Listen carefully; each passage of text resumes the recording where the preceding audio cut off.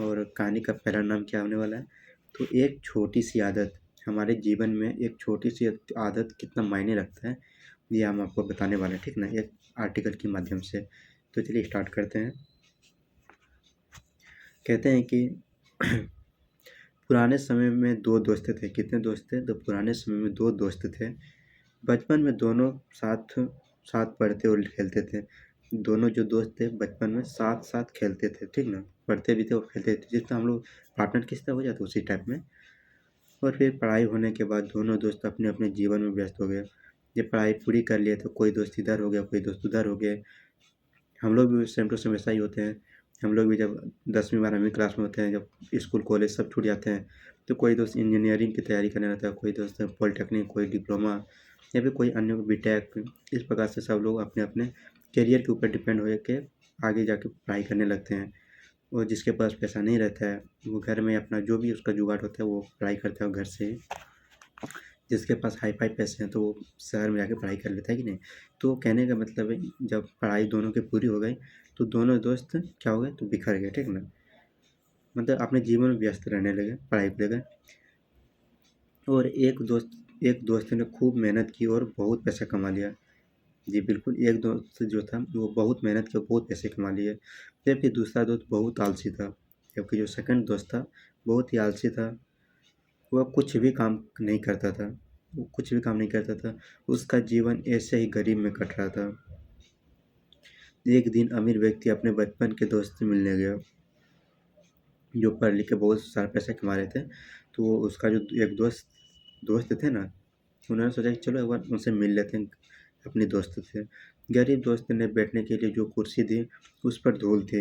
अमीर व्यक्ति ने कहा कि तुम अपना घर इतना गंदा क्यों रखते हो? गरीब ने जवाब दिया कि घर साफ करने से कोई लाभ नहीं है, कुछ दिनों में ये फिर गंदा हो जाता है। अमीर ने उसे बहुत समझाया कि घर को साफ रखना चाहिए, लेकिन वह नहीं माना। जाते समय अमीर व्यक्ति ने गरीब दोस्त को एक बहुत ही गुलदस्ता उपहार में दिया। जब एक अमीर दोस्त ने गरीब दोस्त को गुलदस्ता उपहार में दिया, यानी गिफ्ट के रूप में दिया, तो फिर आगे क्या था सुनते हैं ज़रा। उपहार में दिया, गरीब ने वह गुलदस्ता अलमारी के ऊपर रख दिया। इसके बाद जब भी कोई व्यक्ति उस गरीब के घर आता, तो उसे सुंदर गुलदस्ता दिखता है। वे कहते हैं कि गुलदस्ता तो बहुत सुंदर है, लेकिन घर इतना गंदा है। बार बार एक ही बात सुनकर गरीब ने सोचा कि ये अलमारी साफ कर देता हूँ। उसने अलमारी साफ कर दी। अब उसके घर आने वाले लोगों ने कहा कि गुलदस्ता बहुत सुंदर है, अलमारी भी साफ है, लेकिन पूरा घर गंदा है। ये बातें सुनकर गरीब व्यक्ति ने अलमारी के साथ वाली दीवार भी साफ कर दी। अब जो भी लोग उसके घर आते हैं, सभी उसी कोने में बैठना पसंद करते, क्योंकि वहाँ साफ सफाई थी।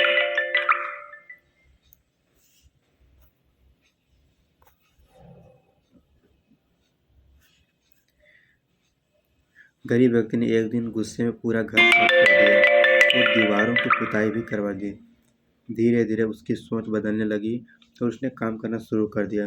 हमारी एक छोटी सी आदत हमारी सोच बदल सकती है, बिल्कुल, जिससे हमारा जीवन बदल सकता है। अच्छी आदतों आदतों से बड़ी बड़ी बाधाएं भी दूर की जा सकती है। ऐसे ही भगवान एवं उनके मंदिर को प्रणाम करना प्रारंभ करें, तो धीरे धीरे अपनी रुचि को और अधिक बढ़ाइए। पूजा पाठ शुरू कीजिए, प्रतिदिन ध्यान, जप एवं नाम जप की आदत बनाइए। तो सही बात है कि एक छोटी सी आदत हमारी लाइफ को चेंज कर देती है। तो आप लोग वीडियो में बने रहिए, मैं नेक्स्ट कहानी को सुनाने जा रहा हूँ। हम लोग जानेंगे सत्संग के महत्व क्या होते हैं। इनमें से बहुत लोग सत्संग सुनते होंगे ना, तो हम लोग जानेंगे ये सत्संग के महत्व क्या होते हैं। और एक बात मैं आपको बता दूँ कि मेरे गांव में भी सत्संग होते हैं, पड़ोसी करवाते हैं। और सत्संग कौन सुनता है? देखिए, सुनने के लिए तो बहुत लोग हैं, बट करवाता कौन है? जो मांसाहारी नहीं है, केवल वही करवा सकते हैं सत्संग। मांसाहारी व्यक्ति सत्संग को नहीं करवा सकते हैं। कहते हैं कि एक युवक प्रतिदिन सत्संग का सत्संग सुनता था। मतलब संत जो होते हैं, सत्संग कौन करते हैं? जो साधु के रूप में होते हैं, और सत्संग जो जानते हैं वही करवाते हैं सत्संग। तो एक युवक प्रतिदिन संत का सत्संग सुनता था।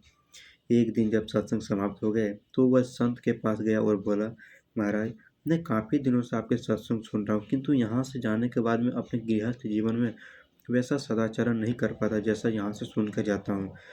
इससे सत्संग के महत्व पर शंका भी होने लगती है। बताइए मैं क्या करूँ? और संत ने युवक को बांस की एक टोकरी देते हुए कहा कि उसमें पानी भर कर लाओ। युवक टोकरी में जल भरने में असफल रहा। ये सही बात है। टोकरी टोकरी जो होती है वो तो बांस से चारों ओर बंधा हुआ रहता है, और उसमें पानी तो उठेगा ही नहीं, क्योंकि वो तो मतलब उसमें बहुत सारा छिद्र होते हैं, मतलब छेद होते हैं।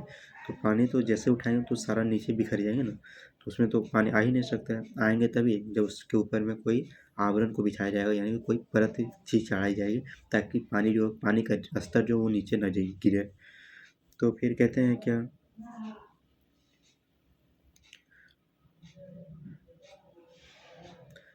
संत ने यह कार्य निरंतर जारी रखने के लिए कहा।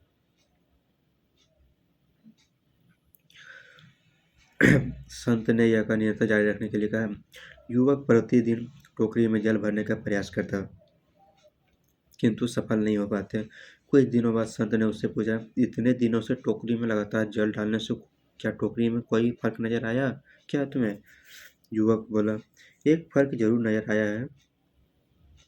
पहले टोकरी के साथ मिट्टी जमा होती थी, अब वह साफ दिखाई देती है। कोई गंदगी नहीं दिखाई देती, और इसके छेद पहले जितने बड़े नहीं रह गए, वे बहुत छोटे हो गए। तब संत ने उसे समझाया, यदि इसी तरह उसे पानी में निरंतर डालते रहोगे तो कुछ ही दिनों में ये छेद फूलकर बंद हो जाएंगे और टोकरी में पानी भर पाओगे। इसी प्रकार जो लगातार सत्संग जाते हैं उनका मन एक दिन अवश्य निर्मल हो जाता है। अब गुणों के छिद्र भरने लगते हैं और गुणों का जल भरने लगता है। युवक ने संत से अपनी समस्या का समाधान पा लिया। निरंतर सत्संग से दुर्जन भी सज्जन हो जाते हैं, क्योंकि महापुरुषों की पवित्र वाणी उनके मानसिक विकारों को दूर करने में और उनमें सद्विचारों को आलोक प्रसारित कर देती है।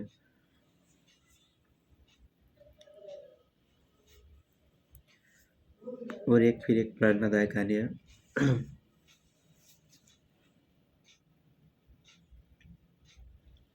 कि दान पुण्य जो होता है वो किस भाषा का निस्वार्थ भाव से करनी चाहिए। यानी कि दान करने के मन दान अगर हम किसी को कर देते हैं तो उसके मन में ऐसा नहीं होनी चाहिए कि वो बार बार उसी बात को कोसते रहे कि यार मैंने इसको दान कर दिया। तो ऐसा नहीं होनी चाहिए। इसीलिए दान कीजिए तो निस्वार्थ भाव से एकदम दिल खोल के किया कीजिए। तो कहते हैं, एक गांव में पहाड़ों के बीच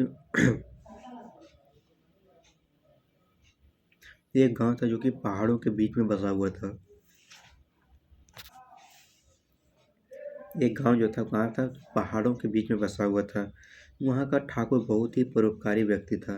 जो ठाकुर लोग होते हैं, नाई जिसको बोलते हैं, वो बहुत ही परोपकारी व्यक्ति था, यानी कि दूसरों का उपकार करते थे। उसके पूर्वजों की सजा उसको मिली थी।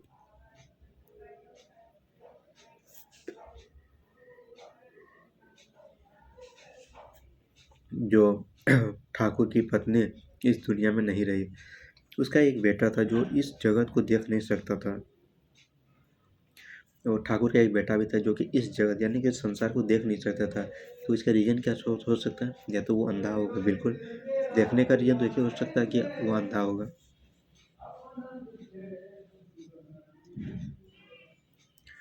ऐसे करते हुए कुछ साल बीत गए। अब ठाकुर को चिंता होने लगी कि मेरे मरने के बाद मेरे बेटे का क्या होगा। उसकी चिंता दिन पर दिन दिखाई जा रही थी। तभी स्वर्ग लोक में नारद जी नारायण नारायण बोलते हुए ब्रह्मा जी के पास जाते हैं और बोलते हैं, हे प्रभु, ये क्या आप कितने निर्दय हैं। आप उस मानव की सहायता क्यों नहीं करते? वो रोज पुण्य दान करता है, फिर भी आप उस कष्ट दे रहे हो। आप बड़े स्वार्थी हो जी। आपको उस दुख का नहीं दिखता क्या? तब ब्रह्मा जी ने मुस्कुराए और बोले, वत्स, इस इससे मेरा क्या स्वार्थ है नारद मुनि। तब नारद मुनि शिव जी के पास जाते हैं और वही बातचीत शिव जी से भी कहते हैं। तब उनकी बात सुनकर शिव जी हंसने लगते हैं और बोलते हैं, इंसान स्वार्थी है। ये बात सुनकर उन्हें और गुस्सा आया, नारद जी को और गुस्सा आया, और वो वहाँ से विष्णु जी के पास आए और अपनी बात बताई। तब विष्णु जी बोल, जिस दिन ठाकुर निस्वार्थ पुण्य करेगा, मैं उस दिन उसको परेशानी को खत्म कर दूंगा। नारद जी बोले, प्रभु वो रोज पूजा पाठ करता है, दान करता है, फिर भी आप कहते हो ये स्वार्थ है। तो इस प्रकार जगत में तो सभी स्वार्थी हैं। तब विष्णु जी बोले, हाँ बिल्कुल। नारद जी कहते हैं, तब तो ठाकुर की परेशानी का कोई हल नहीं, उसका दान पुण्य सब बेकार है। विष्णु जी कहते हैं, जब ठाकुर निस्वार्थ काम करेगा तब तब सब अपने आप सही हो जाएगा। प्रभु नारद से बोले, तुम धरती लेकर लोक पर जाओ और खुद ठाकुर की परीक्षा लो। नारद जी धरती पर जाते हैं। वह एक बच्चे का रूप लेते हैं। भूखा नंगा स्वरूप लेके ठाकुर के गांव में पहुंच जाते हैं।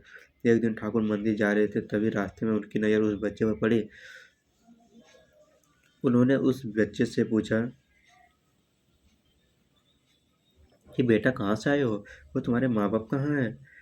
ठाकुर को उस बच्चे की हालत पर तरस आता है और वो उसे पूजा के लिए जो प्रसाद बनाया था उसे देते हैं। बिना पूजा किए घर लौट जाते हैं।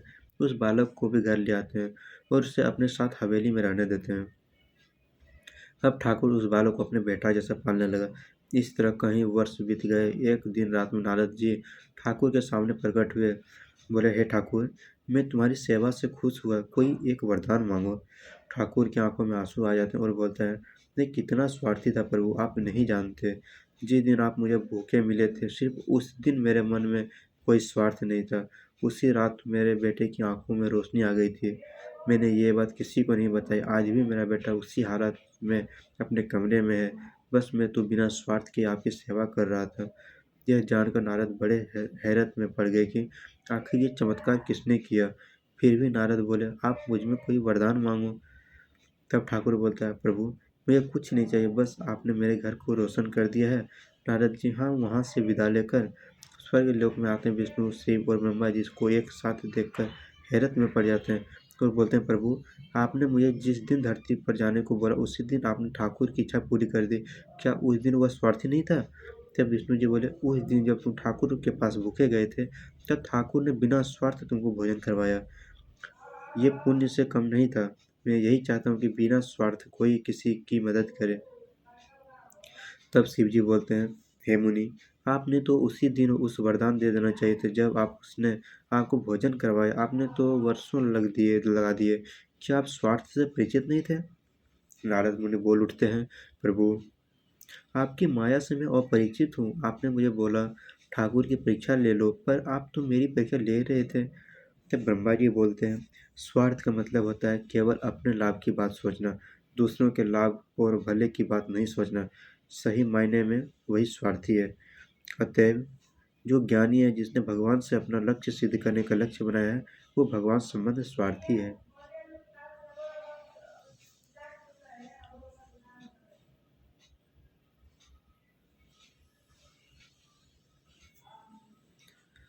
फिर एक कहानी आती है। मैंने आप लोगों को दो कहानी सुना चुका हूँ, तीसरी कहानी है ये।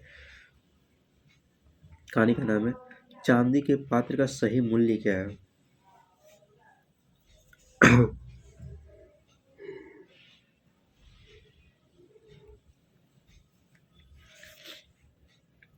चांदी के पात्र मतलब समझ, बर्तन। पात्र मतलब क्या था, बर्तन होता है। कहते हैं कि बहुत समय पहले की बात है। कब की बात है, तो बहुत समय पहले की बात है ना, पुरानी बात है ये। किसी गांव में एक बूढ़ा व्यक्ति रहता था। तो कोई गांव था जिसमें बूढ़ा व्यक्ति रहता था। उसके दो बेटे थे। बूढ़ा वस्तुओं के उपयोग के मामले में कंजूस था। वो उन्हें बचा बचा कर उपयोग किया करता था। उसके पास एक पुराना चांदी का पात्र था। वह उसकी सबसे मूल्यवान वस्तु थी। उसने उसे संभाल कर संदूक में बंद कर रखता था। उसने सोच रखा था कि सही अवसर आने पर ही इसका उपयोग करेगा। एक दिन उसके यहाँ एक संत आए। जब उन्हें भोजन परोसने जाने लगा तो एक क्षण को बूढ़े व्यक्ति के मन में विचार आया कि क्यों न संत को चांदी के पात्र में भोजन परोसूं। किंतु अगले ही क्षण उसने सोचा कि मेरा चांदी का पात्र बहुत कीमती है। गांव गांव भटकने वाले इस संत के लिए उसे क्या निकालना। जब कोई राजसी व्यक्ति मेरे घर पधारेगा तब यह पात्र निकालूंगा। यह सोचकर उसने पात्र नहीं निकाला। कुछ दिनों बाद उसके घर राजा का मंत्री भोजन करने आया। उस समय भी बूढ़े व्यक्ति ने सोचा कि चांदी का पात्र निकाल लूं, किंतु फिर उसे लगा ये तो राजा का मंत्री है। जब राजा स्वयं मेरे घर भोजन करने पधारेंगे तब अपना कीमती पात्र निकालूंगा। कुछ दिनों के बाद स्वयं राजा उसके घर भोजन के लिए पधारे। राजा उसी समय पड़ोसी राज्य से युद्ध हार गए थे और उनके राज्य के कुछ हिस्से पर पड़ोसी राजा ने कब्जा कर लिया था। भोजन परोसते समय बूढ़े व्यक्ति ने सोचा कि अभी अभी हुई पराजय से राजा का गौरव कम हो गया है। मेरे पात्र में किसी गौरवशाली व्यक्ति को ही भोजन करना चाहिए, इसलिए उसने चांदी का पात्र नहीं निकाला। इस तरह उसका पात्र बिना उपयोग के पड़ा रहा। एक दिन बूढ़े व्यक्ति की मृत्यु हो गई। उसकी मृत्यु के बाद उसके बेटे ने उसका संदूक खोला। उसमें एक उसे काला पड़ चुका चांदी का पात्र मिला। उसने वह पात्र अपनी पत्नी को दिखाया और पूछा, इसका क्या करें? पत्नी ने काले पड़ चुके पात्र को देखा और मुंह बनाते हुए बोली, और इसका क्या करना है? कितना गंदा बर्तन है ये, इसे कुत्ते को भोजन देने के लिए निकाल लो। उस दिन के बाद से घर का पालतू कुत्ता उस चांदी के पात्र में भोजन करने लगा। जिस पात्र को बूढ़े व्यक्ति ने जीवन भर किसी विशेष व्यक्ति के लिए संभाल कर रखा, अंततः उसकी ये गत हुई। किसी वस्तु का मूल्य तभी है जब वह उपयोग में लाई जा सके। बिना उपयोग के बेकार पड़ी कीमती वस्तुओं का कोई भी मूल्य नहीं है।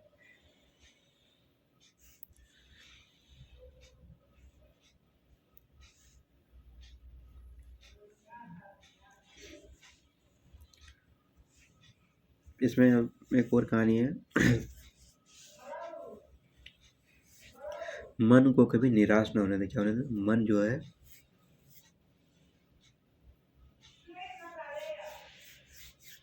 इसको कभी निराश नहीं होने दे। कहते हैं सुबह होते ही एक भिखारी सेठ जी के घर पर भिक्षा मांगने के लिए पहुंच गया। क्या कहते हैं? सुबह होते ही एक भिखारी सेठ जी के घर पर भिक्षा मांगने के लिए पहुंच गया। भिखारी ने दरवाजा खटखटाया। सेठ जी बाहर आए, पर उनकी जेब में देने के लिए कुछ न निकला। वे कुछ दुखी होकर घर के अंदर गए और एक बर्तन उठाकर भिखारी को दे दिया।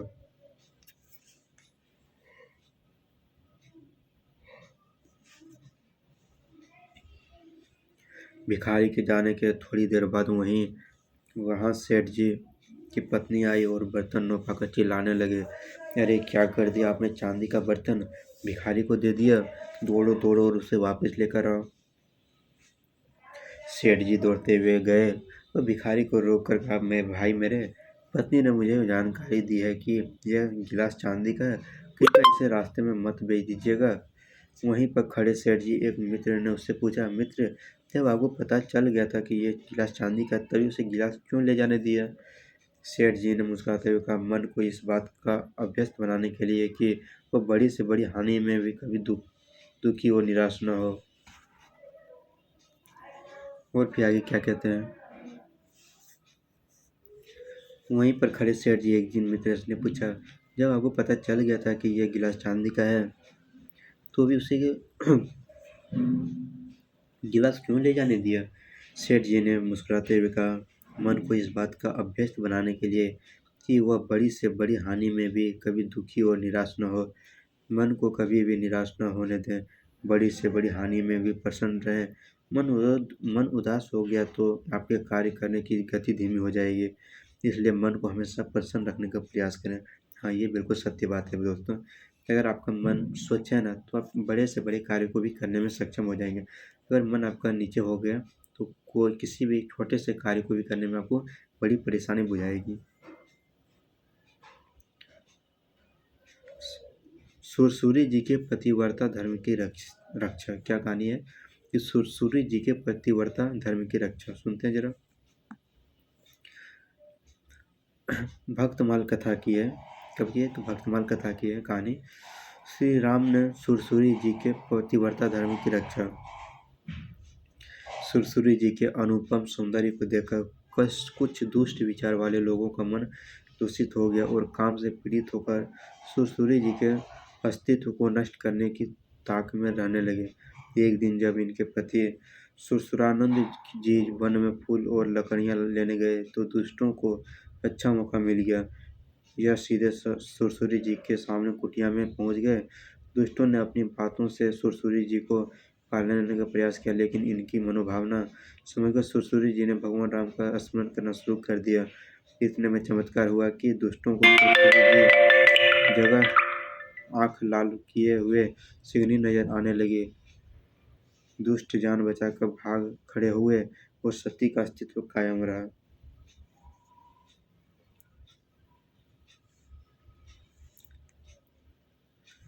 कहानी है यज्ञ की सच्ची पूर्ण आहुति। क्या है?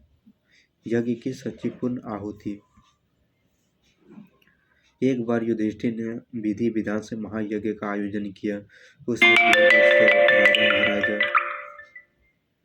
उसमें दूर दूर से राजा महाराजा और विद्वान आए। यज्ञ पूरा होने के बाद दूध और घी से आहुति दी गई, लेकिन फिर भी आकाश घंटियों की ध्वनि सुनाई नहीं पड़ी।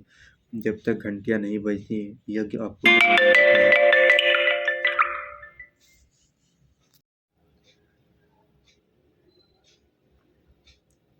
तो जैसा कि दोस्तों हम लोग जो है प्रेरक कहानियाँ सुन रहे थे, तो किसी कारणवश वीडियो को बीच में ही पॉज करना पड़ गया था। तो हम लोग एक लास्ट में कहाँ तक वीडियो पॉज हुआ मैं उतना ध्यान नहीं दे पाया, तो इसके लिए सॉरी। तो मैं जो है नई कहानी को स्टार्ट कर रहा हूँ, ठीक है ना। तो यज्ञ का नाम है यज्ञ की सच्ची पूर्ण आहुति। क्या है? तो यज्ञ की सच्ची पूर्ण आहुति। एक बार युधिष्ठिर ने विधि विधान से महायज्ञ का आयोजन किया। उसमें दूर दूर से राजा महाराजा और विद्वान आए। यज्ञ पूरा होने के बाद दूध और घी से आहुति दी गई, लेकिन फिर भी आकाश घंटियों का ध्वनि सुनाई नहीं पड़ी। जब तक घंटियां नहीं बजती यज्ञ अपूर्ण माना जाता है। महाराज युधिष्ठिर को चिंता हुई। वह सोचने लगे कि आखिर यज्ञ में कौन सी कमी रह गई। घंटियां सुनाई नहीं पड़ी। उन्होंने भगवान कृष्ण से अपनी समस्या के बारे में बताया। श्री कृष्ण ने कहा किसी गरीब, सच्चे और निश्चल हृदय वाले व्यक्ति को बुलाकर उससे भोजन कराएं। जब उनकी आत्मा तृप्ति हो जाएगी तब आकाश घंटियां अपने आप बज उठेंगी। श्री कृष्ण ने युधिष्ठिर को ऐसे एक व्यक्ति के बारे में बताया। तब धर्मराज स्वयं उसकी खोज में निकल पड़े। आखिरकार उन्हें इस निर्धनता की कुटिया मिल गई। युधिष्ठिर ने अपना परिचय देते हुए उससे प्रार्थना की, बाबा आप हमारे यहाँ भोजन करने की कृपा करें। पहले तो बाबा ने मना कर दिया, लेकिन काफ़ी प्रार्थना करने पर वह तैयार हो गए। युधिष्ठिर ने उन्हें लेकर यज्ञ स्थल पर आए। द्रौपदी ने अपने हाथ से स्वादिष्ट खाना बनाकर उन्हें खिलाया। भोजन करने के बाद उस व्यक्ति ने जो ही संतुष्ट होकर डकार ली, आकाश की घंटियां गूंज उठी। यज्ञ की सफलता से सब प्रसन्न हुए। युधिष्ठिर ने कृष्ण से पूछा, भगवान इस निर्धन व्यक्ति में ऐसी कौन सी विशेषता है कि उनके खाने के बाद ही यज्ञ सफल हो सका। श्री कृष्ण ने कहा, धर्मराज इस व्यक्ति में कोई विशेषता नहीं है। यह गरीब है। दरअसल आपने पहले जिन्होंने भोजन कराया वे सब तृप्त थे। जो व्यक्ति सबसे पहले तृप्त हैं उन्हें भोजन कराना कोई विशेष उपलब्धि नहीं है। जो लोग अतृप्त हैं, जिन्हें सचमुच भोजन की जरूरत है, उन्हें खिलाने से उनकी आत्मा को जो संतुष्ट मिलता है वो सबसे बड़ा यज्ञ है। वही सच्ची आहुति है। आपने जब एक अतृप्त व्यक्ति को भोजन कराया तभी सभी देवता प्रसन्न और सफलता की सूचियां घंटियां बज चुकी आपकी।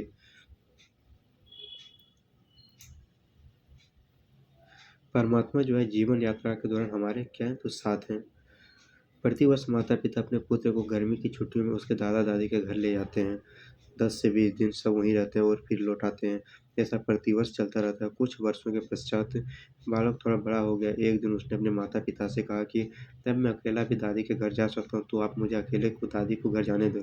माता पिता पहले तो राजी नहीं हुए, परंतु बालक ने जब जोर दिया तो उसके सारी सावधानी समझाते हुए अनुमति दे दी। जाने का दिन निकट आया। माता पिता बालक को छोड़ने स्टेशन गए। इस ट्रेन में उसको सीट पर बिठाया, फिर बाहर आकर खिड़की में उससे बात की। उसको यात्रा के दौरान की सारी सावधानियां एक बार फिर से समझाई। बालक ने कहा कि मुझे सब याद है, आप चिंता मत करो। ट्रेन को सिग्नल मिला, व्हिसिल लगी। तभी पिता ने एक लिफाफा पुत्र को दिया कि बेटा अगर रास्ते में तुझे डर लगे तो ये लिफाफा खोलकर इसमें जो लिखा है उसको पढ़ लेना। बालक ने पत्र जेब में रख लिया। माता पिता ने हाथ हिलाकर विदा किया। ट्रेन चलती रही। हर स्टेशन पर लोग आते रहे, पुराने उतरते रहे, सबके साथ कोई न कोई था। अब बालक को अकेलापन लगा। ट्रेन में अगले स्टेशन पर ऐसी शख्सियत आई, चेहरा दिखाने में भयानक था। पहली बार बिना माता पिता के, बिना किसी सहयोगी के साथ यात्रा कर रहा था। उसने अपनी आंखें बंद कर सोने का प्रयास किया, परंतु बार बार वही वह चेहरा उसकी आंखों के सामने घूमने लगा। बालक भयभीत हो गए तो रोने की स्थिति में आ गया। तब उसको पिता की चिट्ठी याद आई। उसने जेब में हाथ डाला, हाथ काँप रहा था, पत्र निकाला, लिफाफा खोला और पढ़ने लगा। पिता ने लिखा था, "तू डर मत बेटा, मैं पास वाले कंपार्टमेंट में ही इसी गाड़ी में बैठा हूँ।" बालक का चेहरा खिल उठा। सब डर छूट